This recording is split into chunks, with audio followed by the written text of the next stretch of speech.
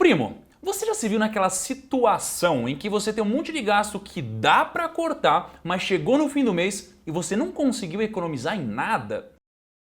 Pois é, isso daí acontece, né? Mas isso tem solução e mais do que isso, existem 5 truques extremamente fáceis para você economizar mais dinheiro no fim do mês. Se você quer aprender a cortar gastos e economizar no fim do mês, assiste esse vídeo que ele é feito para você.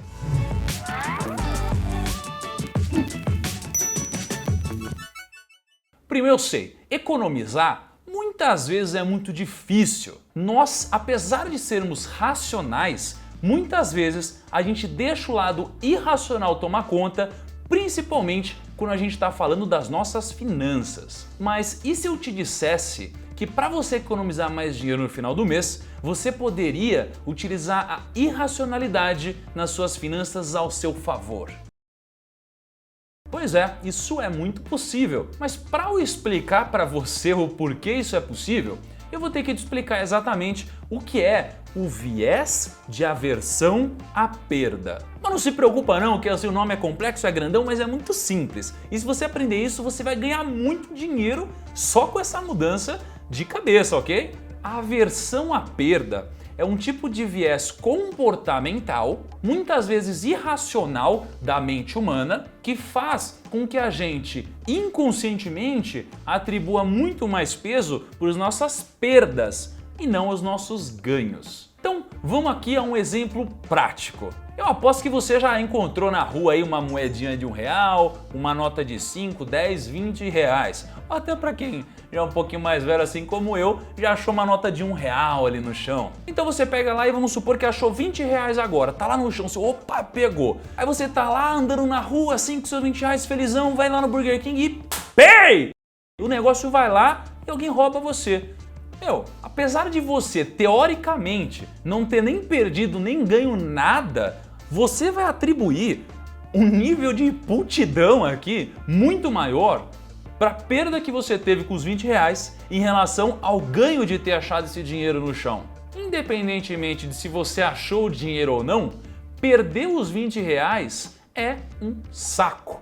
E a esse sentimento ruim, a gente dá o nome do viés de aversão à perda. Tá, beleza, entendi, primo. Já entendi, mas como que eu aplico isso no meu dia a dia para eu conseguir economizar mais dinheiro? Bom, se nós irracionalmente damos mais importância à perda do que ao ganho, a solução então se torna muito simples. A gente precisa estimular a aversão à perda toda vez que a gente gastar dinheiro. E no caso, vamos para a nossa primeira dica para que isso aconteça. Utilizar uma planilha para auxiliar você. Então não estou falando aquelas dicas que todo mundo dá, de pega uma planilha, lança tudo que você ganha, tudo que você gasta. Não, eu estou falando para você utilizar a planilha além dessa dica básica que todo mundo dá. Então, por exemplo, Kaique, você gosta de coxinha? Mas tem uma coisa que você gosta mais de coxinha ou não? De esses salgadinhos, esses negócios assim? Pão de batata? Quanto tá um pão de batata hoje? R$4,50? Tá. Você comeria pão de batata todo dia? Não? Porra, você não pode quebrar meu argumento assim, cara. Fala que sim, vai, cara. Vamos supor que você comeria todo dia, beleza? Então você comeria pão de batata todo dia, Kaique? Caramba, você é um fã de pão de batata, legal. R$4,50 todo dia. Então o Kaique comeria pão de batata todo dia porque ele é viciado em pão de batata. Aí, se ele gastasse R$4,50 por dia, o Kaique gastaria R$135 por mês comendo pão de batata todo dia. Só que quando ele tá lá, né, comprando pão de batata, ele fala, é só R$4,50, eu gosto, não sei o que lá. Qual que é a melhor forma de a gente fazer com que o Kaique se sinta mal ao comer o pão de batata? Simples. Quando a gente lançar esse gasto do pão de batata na nossa planilha, separadamente ele não tem peso nenhum, porque eu não faço nada com R$4,50. Mas quando eu olho para R$135 e eu olho para isso daqui durante vários meses, o que acontece comigo? Eu já tenho um custo-oportunidade aqui. Então a técnica para você criar uma aversão à perda, né, sobre gastos que não são muito positivos, é você colocar do lado do seu gasto em pão de batata, por exemplo, o que você poderia fazer. Então se a gente chegar aqui em um gasto de, sei lá, 500 reais, 600 reais no ano com pão de batata, poxa, a gente vai colocar do lado um objetivo que a gente tinha, que era fazer uma viagem. Se 600 reais dá pra você ir pra praia, Kaique? Dá? Mais de uma vez. Quantas vezes dá pra você ir pra praia? 3 vezes?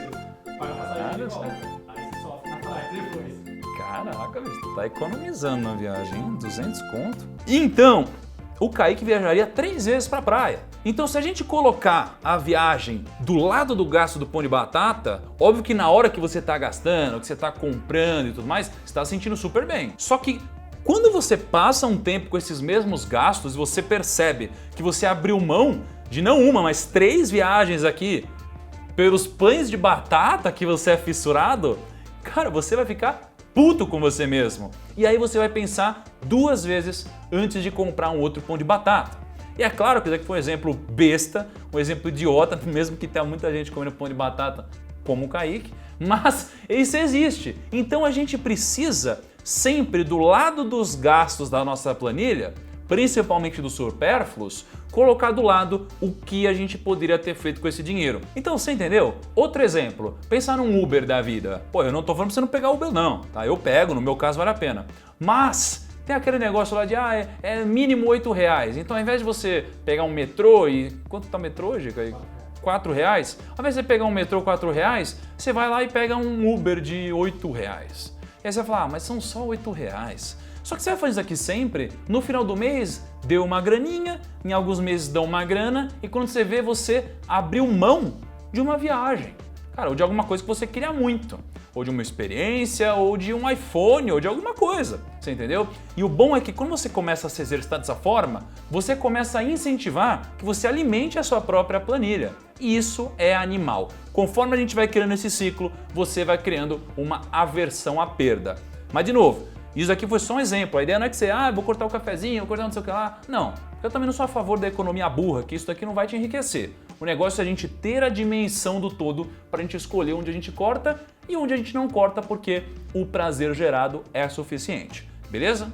Segundo ponto, comparar o seu presente com o seu passado e futuro, tá? Então como que funciona isso? Sabe quando você pega, você vai no espelho e você fala, caraca, meu, se eu tivesse fazendo academia há uns 5 anos, eu estaria fodido aqui, olha, eu estaria top. Só que você não fez.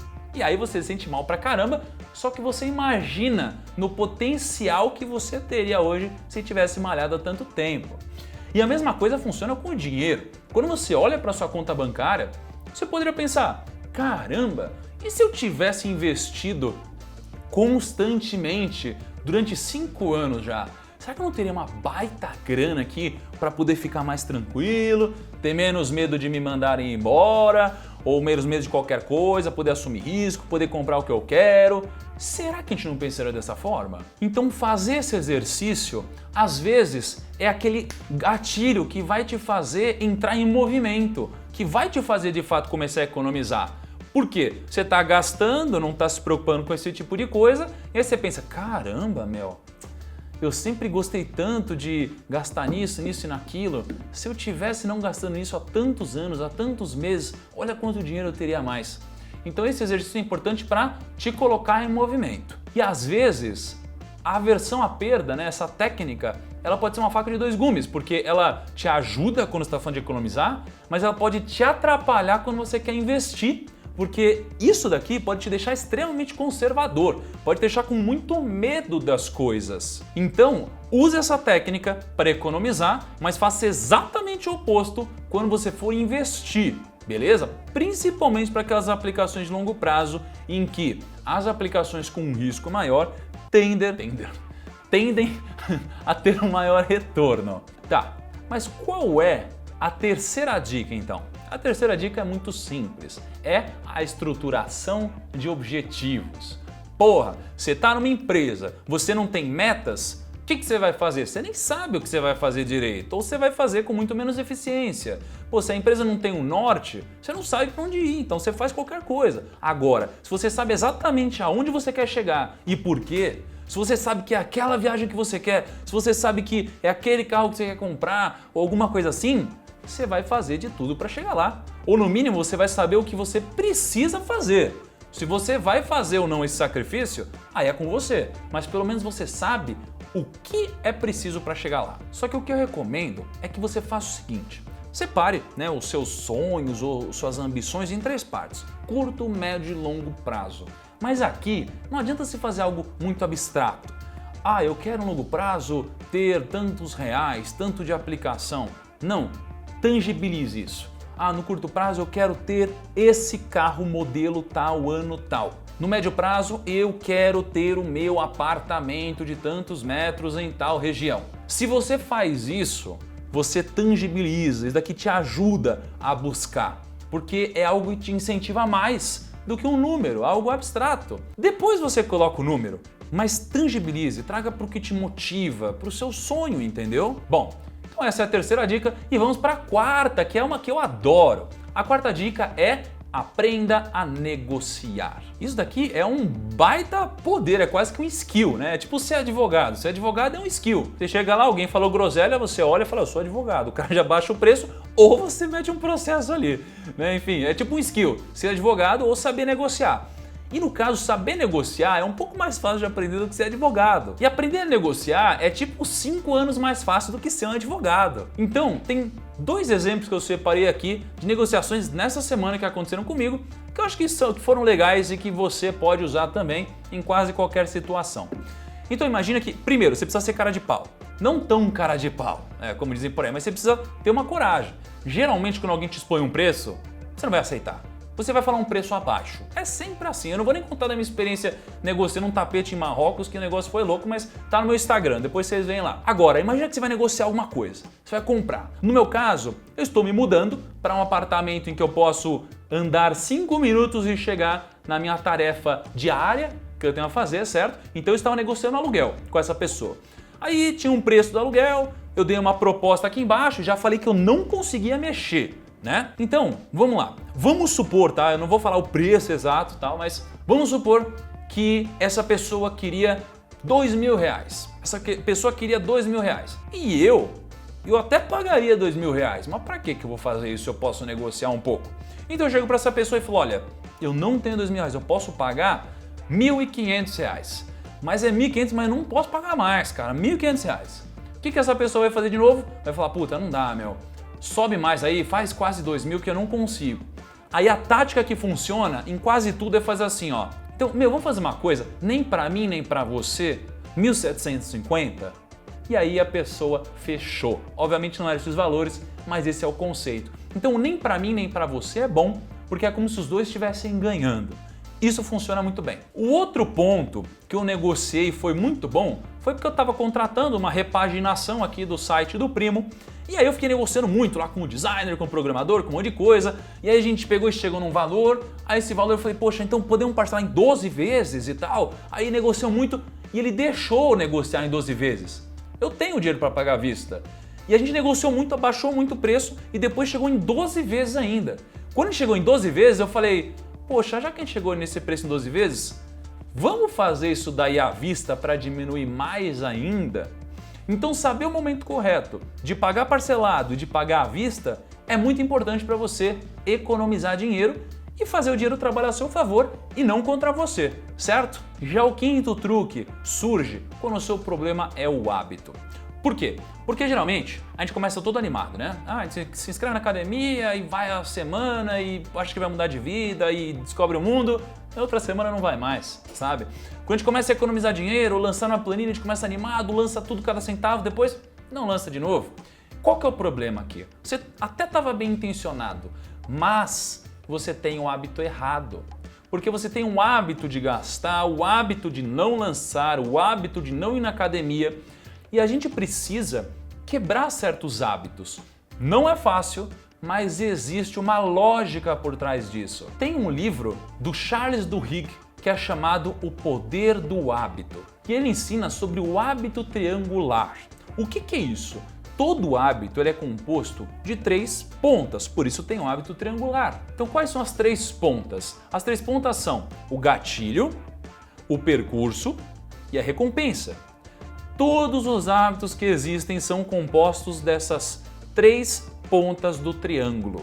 o gatilho é o que impulsiona o acontecimento que vai ocorrer. Então, por exemplo, sabe quando dizem que o cachorro já começa a salivar quando começa a sentir o cheiro da comida? É porque ele sabe que ele vai comer, né? Então, o gatilho é aquilo que te fala, opa, peraí, né? O percurso é o que você faz. Então é o cachorro comendo ali, né? É o percurso. E a recompensa é a saciedade depois que ele comeu, é a sensação que ele sente e tudo mais. Essa é a recompensa que ele tem. E todo hábito funciona da mesma forma.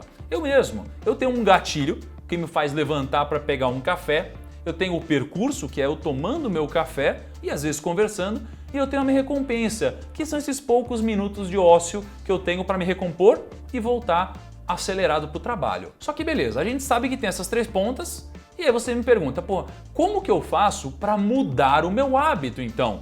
Se eu tenho um hábito ruim, eu preciso transformar esse hábito ruim em um hábito bom, certo? Se eu tenho um hábito bom, é só eu manter isso. Por isso que dizem que depois de, 21 dias seguidos na academia, você não para mais, porque você transformou isso em um hábito, ok? Você tem o gatilho, você já tem o percurso e você já tem a recompensa. Muito bem estruturados, tá? Só que no começo isso é muito difícil. Então como que a gente faz isso? Você já sabe desses 3 pontos. Então você precisa identificar e separar o seu hábito sempre dentro desses 3 pontos. Então imagina que todo dia de manhã você toma leite. Por que você toma leite, primo? Sei lá, você toma porque você tá com sede? É para matar uma sede? Você toma leite porque você precisa lá das vitaminas do leite? Você toma leite porque o sabor te agrada? Então, quando você começa a entender o gatilho que te faz tomar leite, o percurso e a recompensa, você tem que começar a testar, mudar o percurso, mudar a recompensa, mudar o gatilho. Por quê? Você um dia vai, acorda e toma leite. Aí no outro dia você acorda e toma suco. Se você sentir a mesma recompensa, então peraí, na verdade não era o leite que te gerava esse benefício, era tomar alguma coisa. Então como você sabe disso, você pode substituir alguma coisa que você bebia por algo mais saudável. Bom, o leite já é saudável, mas você entendeu o meu ponto, né? Isso daí funciona para tudo, quase tudo. Então se no meu caso eu levantasse ao invés de tomar um cafezinho, eu simplesmente fosse tomar um copo de água, será que iria me saciar da mesma forma? Talvez sim, porque o que me gera com benefício não é o gosto, não é o sabor do café. Não é nada disso. Na verdade é só esses minutos de ociosidade, certo? Então a gente precisa testar para a gente transformar os hábitos que nos atrapalham em um hábito positivo. Primos, curtam o vídeo, isso me ajuda demais. Clica no botão curtir e deixa um comentário se quiser bater um papinho. Beleza? Um abraço, espero o nosso próximo. Até lá.